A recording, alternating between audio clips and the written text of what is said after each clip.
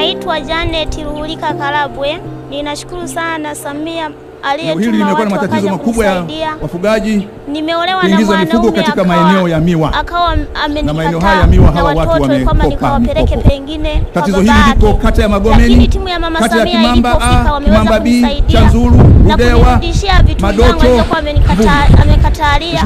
Tulivyokuwa tumelima naye alikuwa amevikatalia, lakini nashukuru sana kwa kuwa wamenisaidia, nimeweza. Naomba serikali kuu iliingilie. Mimi niolewa na watoto wawili. Lakini pia nimuombe waziri wa katiba na sheria watoto waweza kawalea, pate wanasheria waje wafanye kambi ya msaada wa sheria katika kata hizo za Magomeni, Chanzuru, Kimamba, Rudewa, Mvumi, Msowero, Dumila na hapa Mbigili, ili watu wapate msaada wa kisheria, kwa sababu sasa mambo mengine yanakwenda mahakamani na wengi uelewa wao wa sheria ni ndogo kabisa.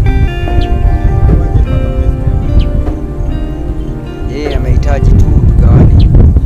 Sisi ndio wajenzi wa Tanzania yetu. Mimi nimemwachia kabisa aende bila wasiwasi.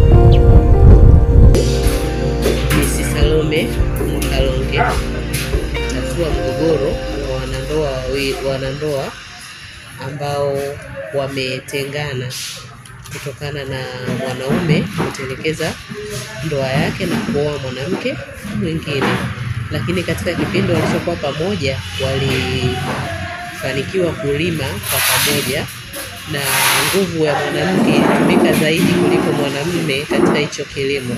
Lakini mwanamume alipopata mazao ndipo alipoamua kumwacha mwanamke huyu na kuuza baadhi ya mazao kwa mwanamke mwingine, na mwanamke amekuwa akifuatilia kupata mahindi au mazao waliokuwa wamelima kwa pamoja bila mafanikio. Mwanaume alikuwa akimnyima na kumkatalia kwamba hatakiwi kuchukua kwa sababu tayari wameshaachana.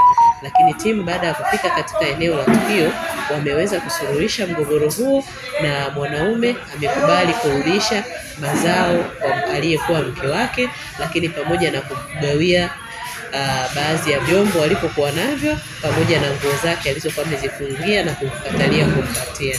Na wanandoa hao wameshikana mkono kwa kuonyesha kwamba wamelizia na kile kilichofanyika.